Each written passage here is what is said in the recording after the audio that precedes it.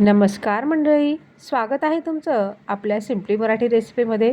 मटणापेक्षाही भारी अशी आज थाळी मी घेऊन आलेली आहे.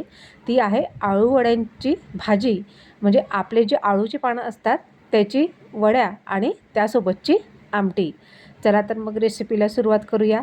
तर इथे मी जवळपास 1.5 कप बेसन पीठ घेतलेलं आहे आणि आळूची जी पानं आहेत ती आहेत जवळपास 5.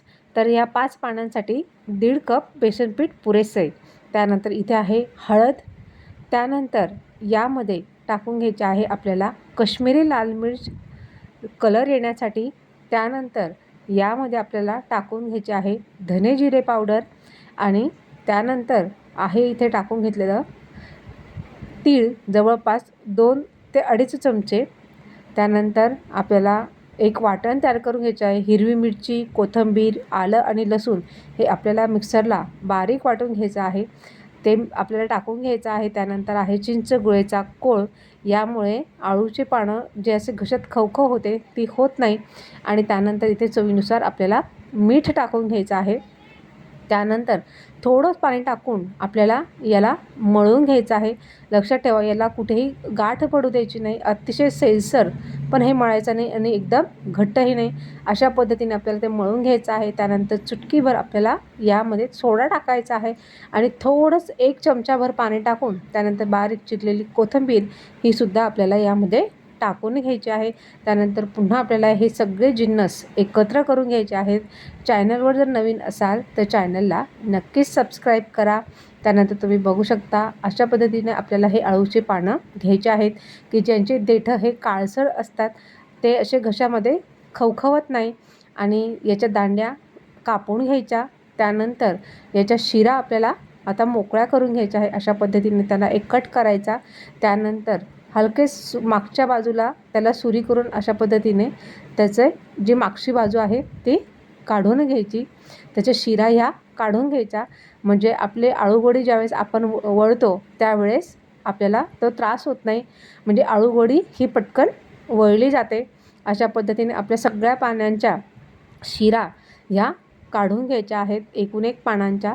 त्यानंतर आता आपल्याला या आळूच्या वड्या सेट करून घ्यायच्या आहेत.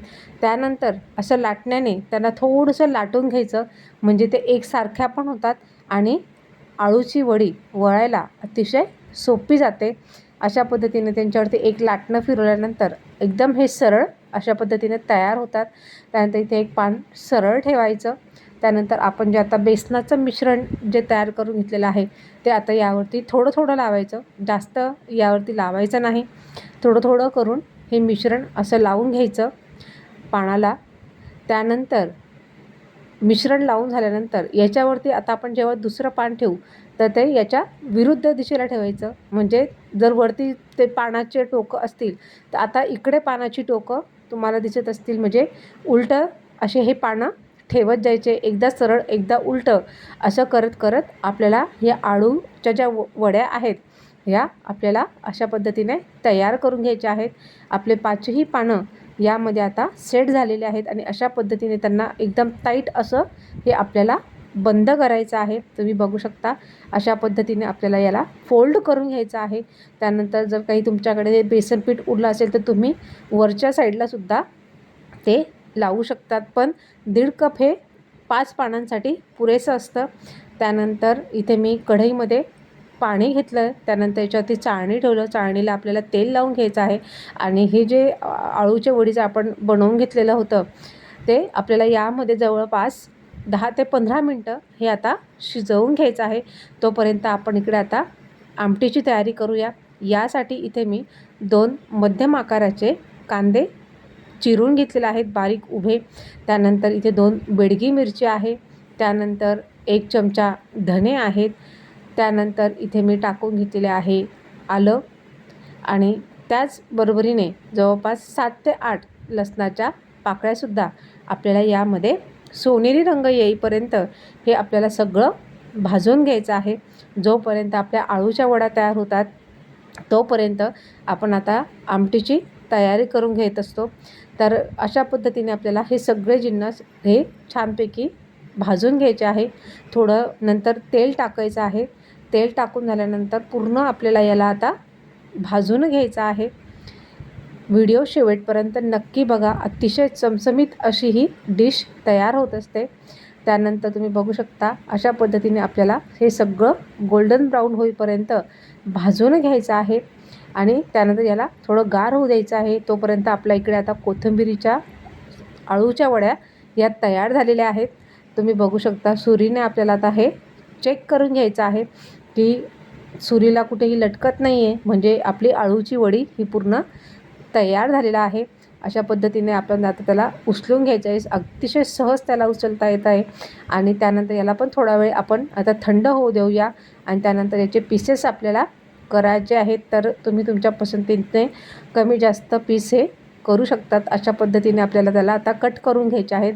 तुम्ही बघू शकता किती सुरेख अशा ह्या आळूच्या वड्या तयार झालेल्या आहेत. तुम्ही असेसुद्धा या वड्या खाऊ शकतात, पण यांना डीप फ्राय केल्यानंतर यांची चव ही अजूनच वाढते.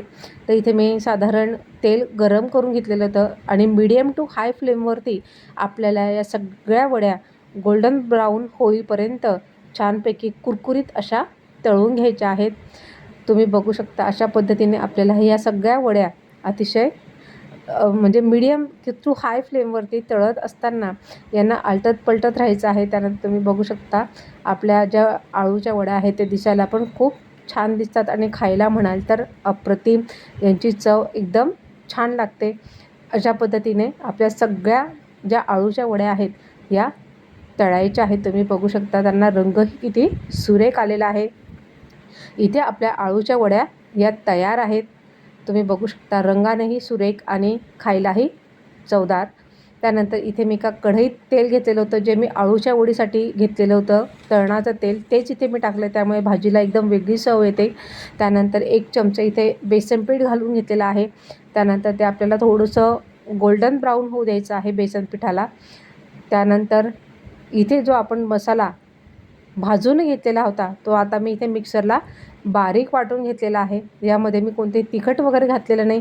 फक्त कांदा, लसूण, आलं वगैरे जे होतं, बेडगी मिरची वगैरे जे आपण भाजून घेतलेलं होतं तेच फक्त मी इथे बारीक दळून घेतलेलं आहे आणि ते सुद्धा आपल्याला पूर्ण तेल सुटेपर्यंत हा मसाला पूर्ण भाजून घ्यायचा आहे. त्यानंतर इथे मी मसाल्यांमध्ये टाकून घेतलेला आहे अर्धा चमचा हळद. त्यानंतर इथे टाकून घ्यायचं आहे आपल्याला चवीनुसार तिखट. तुम्ही जर जास्त तिखट खाणार असाल तर तुम्ही जास्त तिखटाचा वापर केला तरी चालेल. आणि त्यानंतर काळा मसाला आहे, त्यानंतर तो 1 चमचा मी इथे टाकून घेतलेला आहे. आता हे मसाल्यांनासुद्धा आपल्याला यामध्ये पूर्ण एकजीव करून घ्यायचा आहे. लक्षात ठेवा तुम्ही तुमच्या आवडीनुसार तिखट म्हणा किंवा काळा मसाला हा तुम्ही तुमच्या आवडीनुसार कमी जास्त करू शकता. त्यानंतर आपल्याला इथे जवळपास 3 ते 4 वाटी मोठी वाटी गरम पाण्याचाच इथे वापर करायचा आहे. थंड पाणी आपल्याला या आमटीमध्ये अजिबात घालायचं नाही आहे. थंड पाण्यामुळे आमटीला अशी तर्री येत नाही आणि मसालेही चांगले भाजले गेलेले असतात. त्याच्यामुळे गरम पाण्यामुळे अजून तिला तर्री छान येत असते. तुम्ही बघू शकता आमटीला जी तर्री आहे ती किती सुंदर आली आहे आणि आमटीचा तुम्ही रंग बघाल तर अतिशय सुरेख. त्यानंतर इथे मी बारीक चिरलेली कोथिंबीर टाकून घेतलेली आहे आणि आपल्याला आता आमटीला उकळ येऊ द्यायची आहे. तुम्ही बघू शकता आमटीला एक छानपैकी उकळ आलेली आहे आणि इथे आपल्या आळूच्या वड्या देखील तयार आहे आणि आमटी देखील तयार आहे. चला तर मग रेसिपी जर आवडली असेल तर नक्कीच चॅनलला लाईक करा, शेअर करा, कमेंट्स करा आणि तुमच्या सबस्क्रायबरची आम्हालाही खूप गरज असते, कारण की नवनवीन डिशेस कशा बनवायच्या हे तुमच्याच सबस्क्राईब केल्यामुळे आम्हाला एक नवीन उमेद, नवीन एनर्जी मिळत असते. अशा वेगवेगळे पदार्थ तुमच्यासमोर आणण्याची आम्हाला एक उत्सुकता असते. त्यामुळे चॅनलला नक्कीच सबस्क्राईब करा आणि वाढतानासुद्धा ताटामध्ये अशी एक आळू वडी घेऊन त्यावरती रस्सा टाकून घ्यायचा.